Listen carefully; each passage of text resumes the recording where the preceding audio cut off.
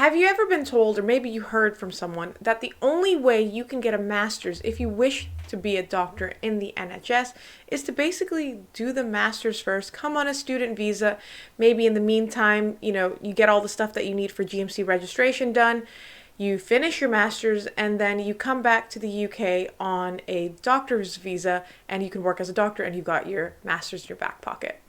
Now, what if I told you that's not really the only way to do it? In fact, you can be working as a doctor full time and simultaneously be doing a master's degree. And that's what we're going to talk about today.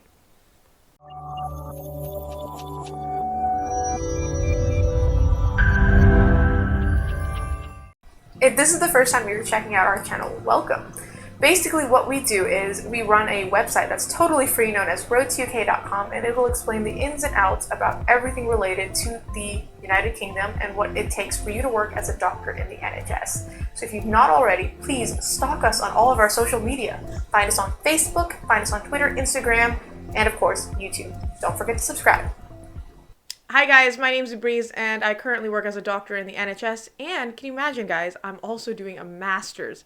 And the first time I set out to actually find information about how I could go about doing a master's while I was working in the NHS, I was basically bombarded with people telling me, it's impossible, you can't do it. They won't let you do it. You're on a visa. What? No, you're not allowed to do this. You have to be on a student visa if you want to also do a degree. You don't, guys. I promise. I didn't do anything magical to make it happen for me. I had to go through all of the logistics, submit all of my visa information, and they were happy. And I am currently doing my master's, as are quite a few IMGs who are simultaneously working as doctors and doing a master's. Now, when I'm talking about a master's, what do I mean? So let me just really simplify it. Any sort of postgraduate academic degree, it could be a PG cert, a diploma, an MSc, a PhD, whatever. If you want to do them, you can do them. I want to make one thing abundantly clear. Academic degrees and clinical training are two different things. We've covered it in a video previously. I'm not going to go in depth about it right now. What we're going to talk about, though, is if you're working in the NHS, if you're working in the UK, how can you go about getting an academic degree? If any of you are watching and wondering, well, no, I don't want to do the whole, working as a doctor here. I just want to come get an academic degree and go back to my country. Fantastic. We have an article that we've linked in the description box that covers all of that. We're not going to talk about it in this video. This video is purely for those of you who are working or want to be working as a doctor when you get your academic degree. Now, the first question that most of us will probably be asking is, what academic degree is best for me? There's a little bit, I want to say, of a craze for everyone wanting to do a master's in public health.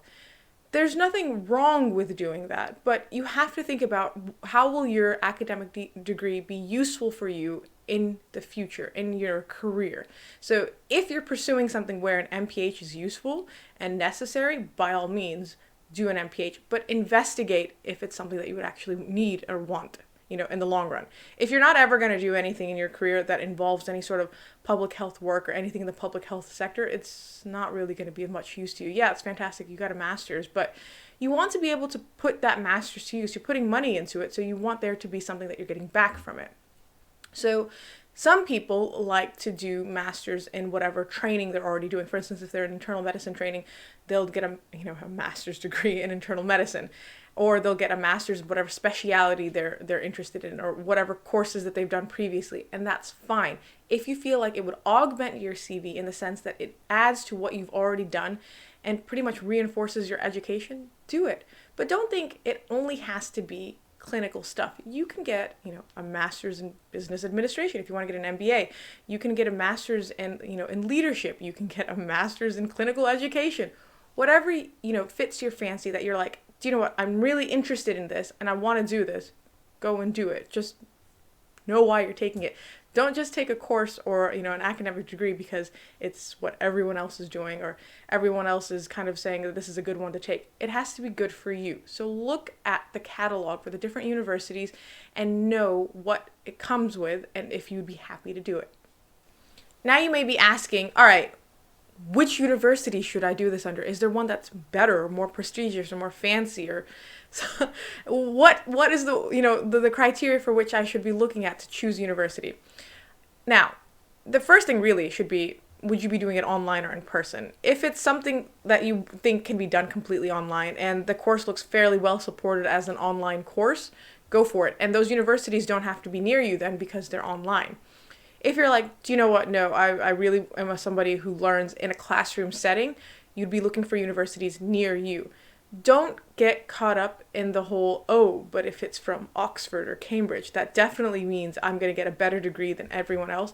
I don't necessarily commit to that ideology. If you do, by all means, but it may just end up that you're paying for a more expensive degree where that same degree could be gotten at a equivalent university or a nearby university for a significantly less price, and you're still being taught the same things, or the curriculum is effectively the same. Now, if you want to go name brand on your university, by all means, but don't think that even if you went to a local university or a university associated with your hospital, that you would be missing out. Still shop around, see what works for you. And at the end of it all, like if there's somebody that you want to learn from, there's this conductor that you're interested in, go for that. Don't just go for a particular degree because it's the most expensive degree that you think, okay, I'm putting this much money into it, that means it must be a better degree than anything else. It again still needs to be something that fits you and what you want out of it. Now remember, you can show your academic degrees in your specialty training application, and those get you extra points. And they are pretty blind to where you got it from, guys. It doesn't matter which university you got your degree from. They will give you the same points based on the type of degree. Like, for instance, if it was a diploma course or a master's course, that's where the weightage comes, not from which university granted you the degree. Let's talk about cost. How much money will this degree take out of your bank account? And really, guys, it will vary. It will vary for a lot of things. For instance, the type of degree. So if a PG cert obviously won't cost as much as a master's, which won't cost as much as a PhD.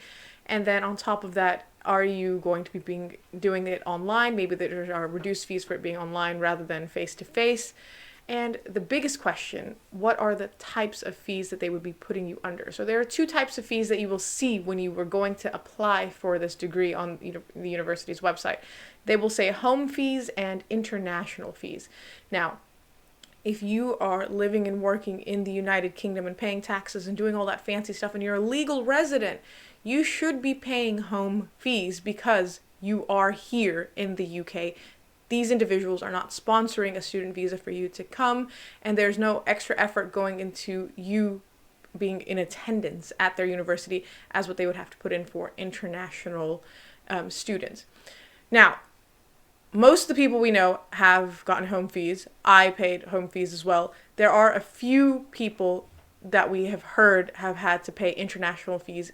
I don't know really why that is, considering we do have a case to be someone who should be paying home fees. If you're faced with a situation where they're telling you you need to be paying international fees instead of home fees, I think that is something you can challenge in the sense that you are someone who is a resident and working here and contributing to society. It's not that you're not paying taxes or anything like that you should be considered an international individual. But just keep that in mind. It may be that you would have to pay the higher international fees, but for the most part, everyone we know has ended up paying the home fees. So what about funding? Why should you have to pay everything if it's something that's bettering your education to the point that the hospital or whatever training program you're in benefits?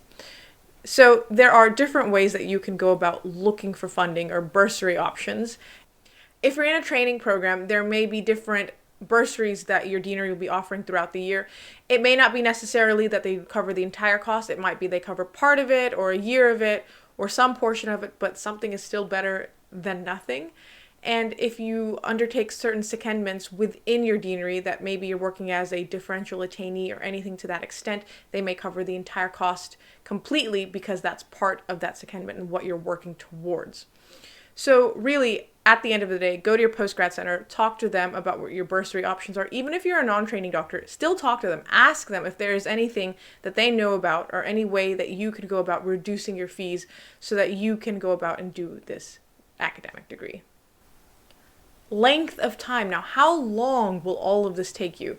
If you're doing it full-time, typically most degrees can be done in 6 months or a year, or maybe even a little bit longer than that, depending on the type of degree. But obviously, if you're working as a full-time doctor, you can't be doing a full-time degree as well. So you'll be doing the degree on a part-time basis.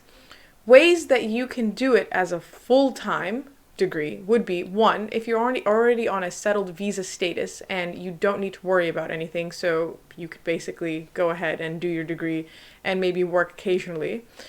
Two, if you're in a training program and you're on a settled visa status, you can do something that's called an out-of-program degree. So it's called, like, people usually call it like an OOP, basically, where you tell your deanery or you tell your training program that, hey, give me this year, I'm going to go get a degree because it's going to help me be a better doctor for my training program. They will approve it, you go and do that, and then you come back. The reason that why you need a settled visa status is because you're effectively not working for that year. You're putting all your time and effort into your degree. But if you have a settled visa status, it's not an issue.